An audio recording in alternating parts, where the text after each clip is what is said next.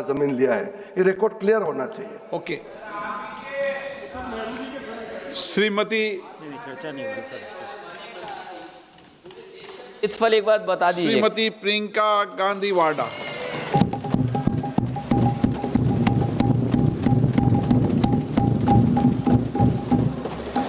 आदरणीय अध्यक्ष महोदय, मैं आपको धन्यवाद देना चाहती हूं कि इस महत्वपूर्ण मुद्दे पर आपने मुझे बोलने का मौका दिया। ये अलग बात है कि सत्ता पक्ष के लोग सब मेरे बोलने से पहले ही भाग गए। आइए आइए, आपको देख के मैं खुश थी कि आप वापस आ गए। सबसे पहले मैं उन सैनिकों, उन जवानों, उन अफसरों को नमन करना चाहती हूँ जो हमारे देश के रेगिस्तानों में, हमारे देश के घने जंगलों में, बर्फीले पहाड़ियों पे हमारी देश की रक्षा करते हैं, जो हर पल देश के लिए अपनी जान देने के लिए तैयार रहते हैं। 1948 से लेकर अब तक, जब से पाकिस्तानी रेडर्स ने कश्मीर पे हमला किया, तब से लेकर अब तक हमारे देश की अखंडता की रक्षा करने में उनका बड़ा योगदान है। हमारी आज़ादी अहिंसा के आंदोलन से हासिल हुई, लेकिन जैसे मैंने कहा, उसको कायम रखने के लिए हमारी सेना का बहुत बड़ा योगदान है। अध्यक्ष महोदय, कल मैं सदन में बैठी हुई सबके भाषण सुन रही थी। आदरणीय रक्षा मंत्री महोदय ने बोला, सत्ता पक्ष के कई मंत्रियों ने बोला। 1 घंटे का रक्षा मंत्री जी का लंबा भाषण था। सुनते सुनते एक बात मुझे बहुत खटक रही थी। उसके बाद जब दूसरे भाषण भी सुने आपके सत्ता पक्ष के, तब भी ये बात बार बार मेरे मन में आ रही थी कि सारी बातें कर ली, ऑपरेशन सिंदूर की बात कर ली, आतंकवाद की बात कर ली, देश की रक्षा की बात कर ली, इतिहास का पाठ भी पढ़ा दिया, लेकिन एक बात छूट गई। उस दिन 22 अप्रैल 2025 को जब 26 देशवासियों को अपने परिवार के सदस्यों के सामने खुलेआम मारा गया, तो ये हमला कैसे हुआ, क्यों हुआ?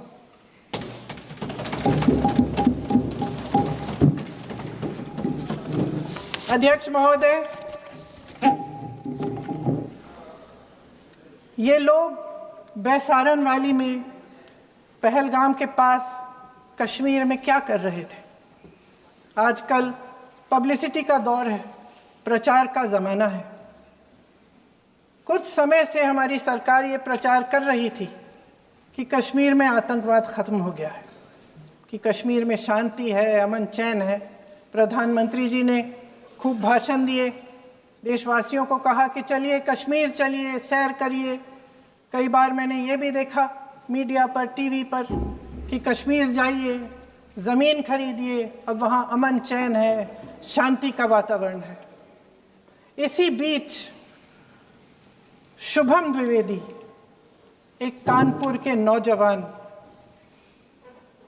और उनके पूरे परिवार ने तय किया कि वो कश्मीर जाएंगे। शुभम द्विवेदी की 6 महीने पहले शादी हुई थी। उसकी पत्नी ने कहा कि उनके बीच एक ऐसा रिश्ता था, प्रेम और दोस्ती का ऐसा रिश्ता था कि वो एक दूसरे को बच्चों की तरह हंसाते थे। सोशल मीडिया पर एक वीडियो भी जारी है जिसमें पूरा परिवार एक साथ बैठा हुआ ताश खेल रहा है और ऐसे हंस रहे हैं, ऐसे हंस रहे हैं कि उस वीडियो को देख के किसी का भी दिल टूट जाए कि इस परिवार को इस तरह से उजड़ने क्यों दिया हमने। 22 अप्रैल 2025 को बैसारन वैली में मौसम का मिजाज अच्छा था, जैसे हर रोज़ लगातार 1000 से 1500 लोग वहाँ पहुँचते थे, उसी तरह से उस दिन भी तमाम पर्यटक वहाँ पहुँचे। वहाँ का रास्ता आसान नहीं है अध्यक्ष महोदय जी, जंगल से जाना पड़ता है, पहाड़ों के बीच जाना पड़ता है, घोड़े से जाना पड़ता है। ये परिवार वहाँ पहुँचे, मौसम सुहाना था, उनके बच्चे ट्रैम्पोलिन पे खेल रहे थे, कोई जिपलाइन कर रहा था, कोई चाय पी रहा था, तो कोई कश्मीर की सुंदर वादियों की ठंडी हवा का मज़ा ले रहा था। शुभम अपनी पत्नी के साथ एक स्टॉल पे खड़े थे। तभी अचानक 4 आतंकवादी जंगल में से निकलते हैं और शुभम को वहीं अपनी पत्नी के सामने मार डालते हैं। उसके बाद वे वहाँ से पूरे वैली में 1 घंटे के लिए लोगों को चुन चुन कर मारते हैं। किसी के पति को अपनी पत्नी के आंखों के सामने, किसी के पिता को अपने बेटे के सामने, चुन चुन कर 26 लोगों को मार डालते हैं। शुभम की पत्नी घबराकर वहां से भागने की कोशिश करती है, अपनी जान बचाने के लिए जंगल की तरफ दौड़ती है। वहां पता चलता है कि तमाम लोग जंगल की तरफ दौड़े हैं और अपनी जान बचाने की कोशिश कर रहे हैं। कोई अपने बेटे का हाथ पकड़ के पहाड़ों पर घसीटता हुआ जा रहा है, कोई कश्मीरी घोड़े वालों और गाइडों की मदद लेते हुए चले जा रहा है। कोई रास्ता नहीं है, कोई तरीका नहीं है, लेकिन किसी न किसी तरह से शुभम की पत्नी के शब्दों में किसी ऐसी शक्ति ने हमको बचा कर रखा कि हमें किसी न किसी तरह से हम अकेले नीचे पहुंचे।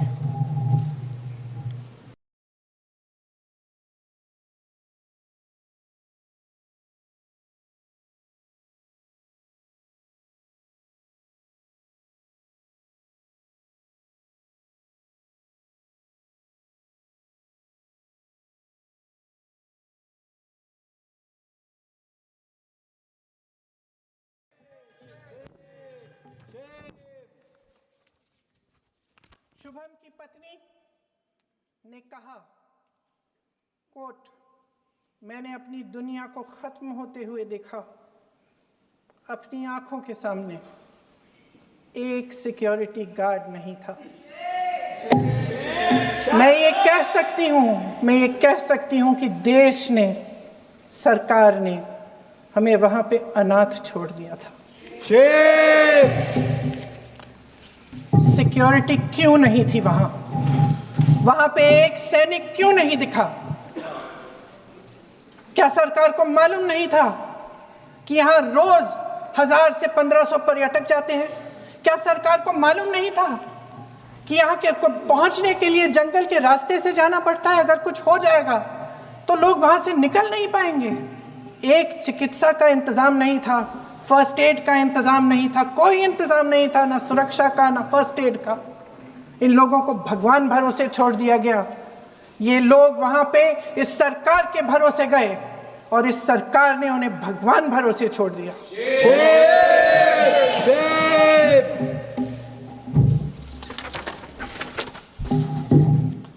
मैं पूछना चाहती हूं, ये किसकी जिम्मेदारी थी? इस देश के नागरिकों की सुरक्षा की जिम्मेदारी किसकी है? क्या इस देश के प्रधानमंत्री की नहीं है? क्या इस देश के गृह मंत्री की नहीं है? क्या इस देश के रक्षा मंत्री की नहीं है? क्या एनएसए की नहीं है? अध्यक्ष महोदय, पहलगाम हमले से सिर्फ 2 हफ्ते पहले हमारे गृह मंत्री महोदय जी कश्मीर गए थे। किस लिए गए थे?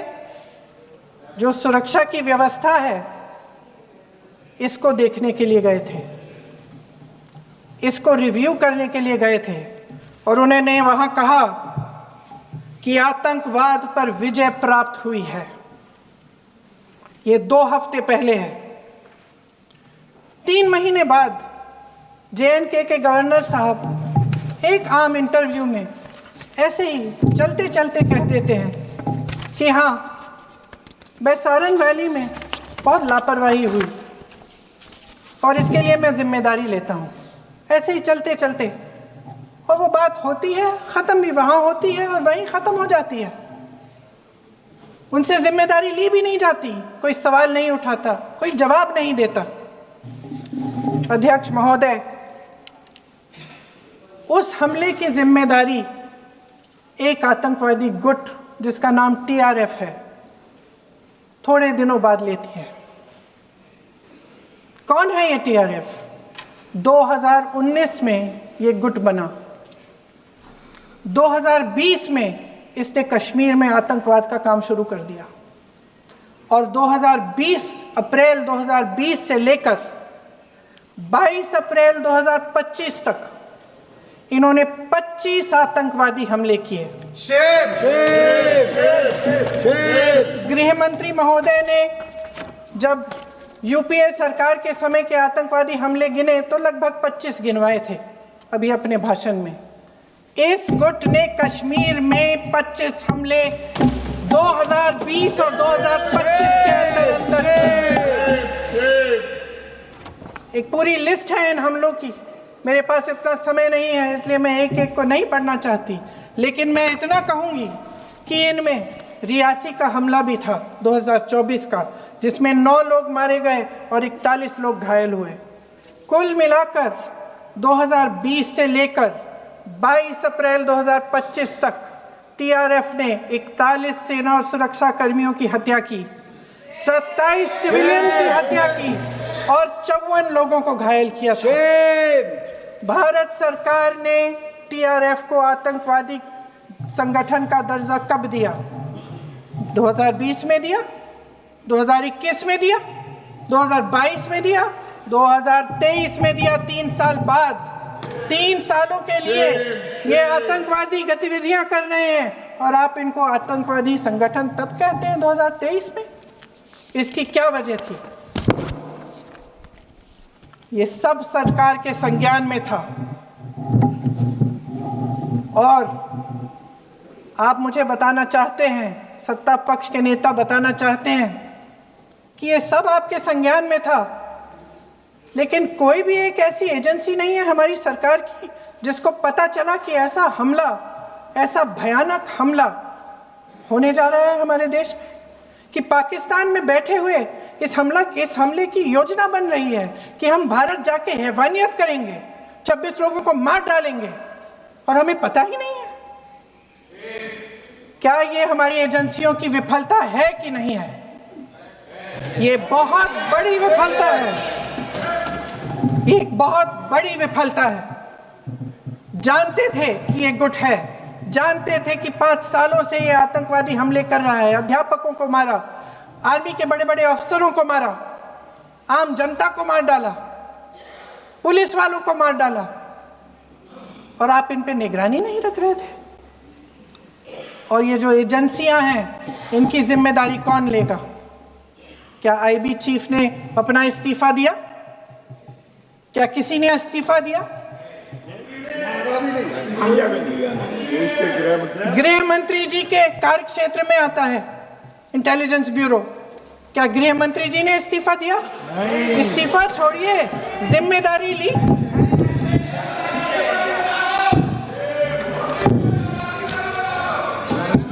साहब देखिए, इतिहास की बात आप करिए, मैं वर्तमान की बात करना चाहती हूँ।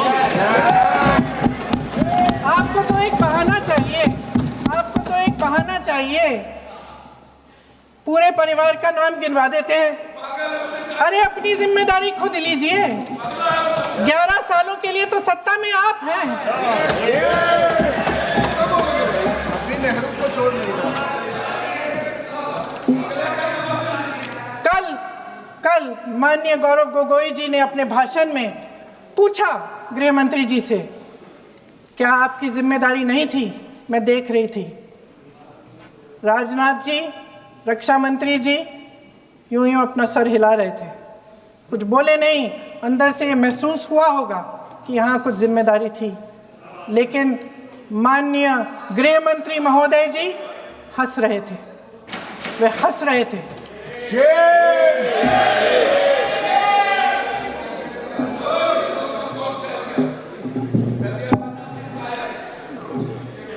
अध्यक्ष महोदय, कल सत्ता पक्ष और आज भी सत्ता पक्ष के नेताओं ने 2008 के मुंबई के हमलों का जिक्र किया, बार बार कहा कि मनमोहन सिंह जी की सरकार ने कुछ नहीं किया। ये तो जानकारी होगी ना कि उसी समय जब वो आतंकवादी हमला चल रहा था तभी उन आतंकवादियों को मार डाला था, एक बचा था और उसको भी फांसी दे दी थी 2012 में। महाराष्ट्र के मुख्यमंत्री ने इस्तीफा दिया। देश के गृह मंत्री ने जिम्मेदारी लेकर इस्तीफा दिया। एक जवाबदेही थी पब्लिक के प्रति, एक जवाबदेही थी इस देश की जनता के प्रति, इस देश की धरती के प्रति।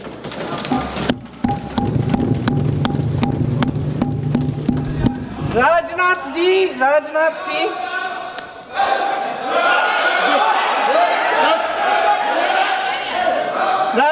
जी तो पुलवामा, उरी और पठानकोट के समय गृह मंत्री रहे थे।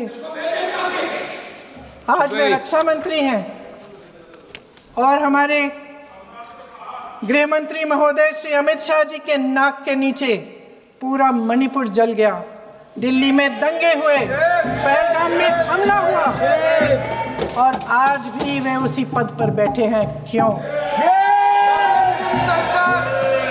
अध्यक्ष महोदय, बमबारी से अखबारों के हेडलाइन बनते हैं, मगर कहानी सुरक्षा में की चूक में भी है। आज देश खोखले भाषण नहीं सुनना चाहता, देश जवाब चाहता है, तसल्ली चाहता है कि सच उससे छिपाया नहीं जाएगा। देश जानना चाहता है कि उस दिन अप्रैल 22, 2025 को क्या हुआ और क्यों हुआ। आप तो खुद अपनी पीठ थपथपाने में लगे रहते हैं। सेना, देश, संसद से सच छुपाते हैं। ऑपरेशन सिंदूर जब शुरू हुआ, हम सब ने समर्थन किया, सब एकजुट होकर खड़े हो गए इस देश के लिए। दोबारा होगा, दोबारा खड़े हो जाएंगे। अगर हमारे देश पे हमला होता है तो यहाँ इस सदन में किसी भी पार्टी का हो, कोई भी हो, सब आपका समर्थन करेंगे। और हमें अपनी सेना पर गर्व है कि उन्होंने इस बार भी दृढ़ता से लड़ाई लड़ी, धैर्य से लड़ाई लड़ी, वीरता से लड़ाई लड़ी। लेकिन इस ऑपरेशन का सिंदूर का क्रेडिट, उसका श्रेय तो हमारे प्रधानमंत्री जी चाहते हैं। सही भी है, ठीक है, सही है, श्रेय ले। ओलंपिक्स में हमारा मेडल आता है, उसका भी श्रेय लेते हैं। लेकिन सिर्फ श्रेय लेने से नहीं होता नेतृत्व, जिम्मेदारी भी लेनी पड़ती है।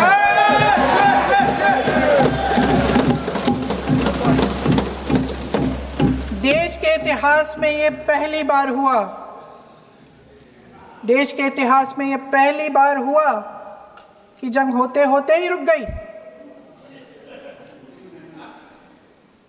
गई है जी।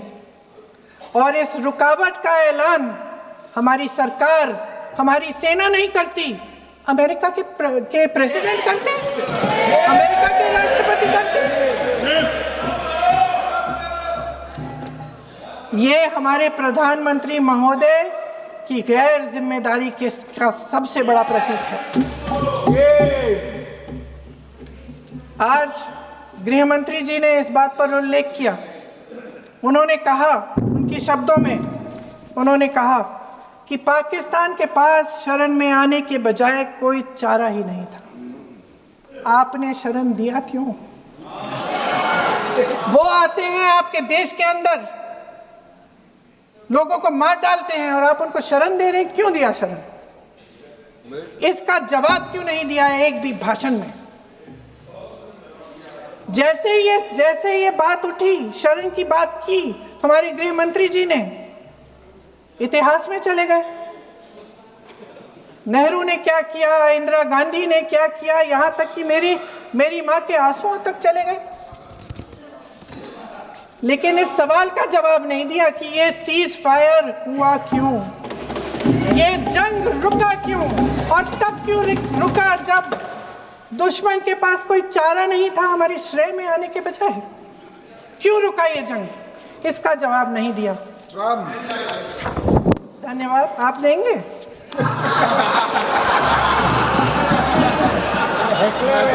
मंत्री देना भाई देना, आपको टाइम मिलेगा तो। टाइम नहीं मिलेगा आपको शायद। वैसे महोदय, मेरी माँ की आंसू की बात किए, मैं इसका जवाब देना चाहती हूँ। मेरी माँ के आंसू तब गिरे जब उनके पति को आतंकवादियों ने शहीद किया, जब वे मात्र 44 साल की थी। और आज अगर मैं इस सदन में खड़ी हूँ और उन 26 लोगों की बात कर रही हूँ, मैं इसलिए कर रही हूँ क्योंकि मैं उनका दर्द जानती हूँ, महसूस करती हूँ।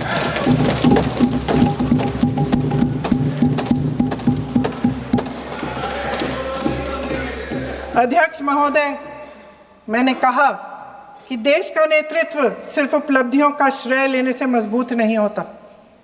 सफलता और विफलता दोनों की जिम्मेदारी लेने से बुलंद होता है। ये सोने का ताज नहीं है, कांटों का ताज है। अध्यक्ष महोदय, जब सरकार झूठी और कायर हो तो वे बहादुर से बहादुर सेना के साहस और पराक्रम को भी कमजोर कर देती है। देश को प्रतिशोध के साथ साथ सबके प्राणों की रक्षा का प्रण चाहिए। सेना की शक्ति के साथ सरकार की सच्चाई भी चाहिए। महान देशभक्त शहीद इंदिरा गांधी जी, जिन्होंने सफल कूटनीति के बल पर अमेरिका के राष्ट्रपति निक्सन का मुकाबला करके पाकिस्तान का विभाजन करवाया, बांग्लादेश बनाया, 1 लाख पाकिस्तानी सैनिकों को आत्मसमर्पण करने पर मजबूर किया, उन्होंने कभी इसका श्रेय लेने की कोशिश नहीं की। ऑपरेशन सिंदूर का मकसद अगर पाकिस्तान को सबक सिखाना था तो शायद ये मकसद अभी अधूरा है, क्योंकि हमारी कूटनीति विफल रही है। इसका प्रमाण यही है कि ऑपरेशन सिंदूर के बाद एक पाकिस्तानी जनरल, जिसके हाथ खून से रंगे थे, अमेरिका के राष्ट्रपति के साथ बैठकर लंच खा रहे थे। अगर ऑपरेशन सिंदूर का मकसद आतंकवाद को खत्म करने का था तो पाकिस्तान को संयुक्त राष्ट्र के आतंकवाद विरोधी समिति का अध्यक्ष चुने जाने से इस मकसद को धक्का लगा है। इसकी जिम्मेदारी कौन लेगा? क्या हमारे प्रधानमंत्री लेंगे? क्या उनमें ये हिम्मत है? नहीं है। अगर इस ऑपरेशन के दौरान हमारे जहाज़ों का नुकसान नहीं हुआ तो सदन में इसे साफ साफ कहने से क्या डर है? क्यों नहीं कहा है? कल भी रक्षा मंत्री जी ने कहा कि हमारे इंफ्रास्ट्रक्चर का नुकसान नहीं हुआ, तो जहाज़ों के बारे में भी बता दें, साफ साफ बता दें, क्या हर्ज है? सच्चाई तो है। सवालों से बचने के लिए ये सरकार हमेशा प्रयास करती है। इसकी राजनीतिक कायरता बेमिसाल है। देशवासियों के प्रति जवाबदेही का एहसास ही नहीं है। सच्चाई ये है कि इनके दिल में जनता के लिए कोई जगह नहीं है। सब राजनीति है, सब पीआर है, सब प्रचार है, सब पब्लिसिटी है। देश की जनता के लिए आपके हृदय में कुछ नहीं रहा। बहुत समय हो गया है आप इस प्रचार में ही लिप्त हैं, जनता को देख नहीं पा रहे हैं। जी माननीय, जो पहलगाम में हुआ, खत्म करती हूँ, जो पहलगाम में हुआ उससे हर एक देशवासी के दिल पे चोट पहुंची है। हिमांशी नारवाल की गुहार ने हम सबको शर्मिंदा किया है। इसीलिए मैं आज यहाँ खड़े हुए एक आखिरी बात करना चाहती हूँ।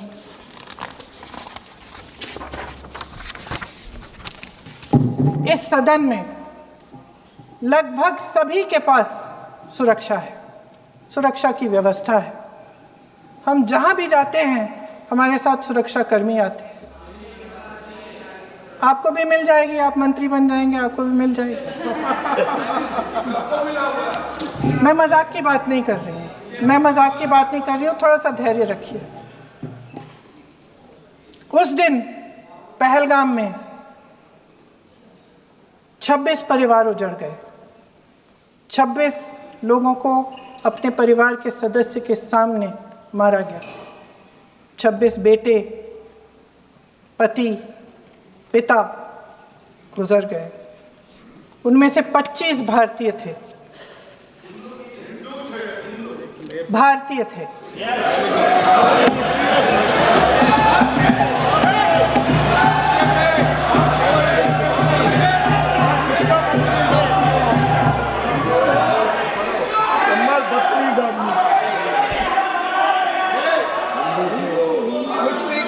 जितने भी लोग बैसारन वैली में थे और जो 25 भारतीय मारे गए, उनके लिए कोई सुरक्षा नहीं थी। कोई सुरक्षा नहीं थी। आप कितनी भी ऑपरेशन कर डालें, आप इस सच्चाई के पीछे छुप नहीं सकते, इसे नकार नहीं सकते। आपने उनको सुरक्षित नहीं किया। कोई शर्म नहीं है, कोई शर्म नहीं है, कोई शर्म नहीं है और ना कभी होगी। सुन लीजिए, सुबह भी मैं शिव मंत्र बोल के आई हूं। इनको क्या पता शिव मंत्र क्या है? शिव मंत्र खत्म कर लूं अपना भाषण। शिव मंत्र मैं एक बार उन 25 भारतीयों के चलिए चुप रही। मैं एक बार उन 25 भारतीयों के नाम इस सदन में पढ़ना चाहती हूं, ताकि यहां बैठे हर सदस्य को यह एहसास हो कि वे भी हमारी तरह इंसान थे, किसी राजनीतिक बिसात के मोहरे नहीं थे। वे भी इस देश के बेटे थे, वे भी इस देश के शहीद हैं। उनके परिजनों के प्रति हम सब की जवाबदेही बनती है। उन्हें सच्चाई जानने का हक है। समीर गुहा भारतीय, बिट्टन अधिकारी, मनीष रंजन, हेमंत सुहास जोशी, विनय नारवाल, सुशील नथनियल, अतुल श्रीकांत मोने, सैयद आदिल हुसैन शाह, नीरज वानी, एन रामचंद्रन, संजय लक्ष्मण लेले, मानिए प्लीज। दिनेश अग्रवाल, दिलीप दिल से, प्रसाद कुमार सतपति, JS चंद्रमौली। अब आप बोलिए, अब आराम से। JS चंद्रमौली, यतीश परमार, S मधुसूदन राव, सदस्य नारेबाजी का सदन नहीं है। शैलेश कलाटिया, ये तरीका ठीक नहीं है आपका। मंजुनाथ राव, कौस्तभ गणबोटे, शुभम द्विवेदी। जय हिंद।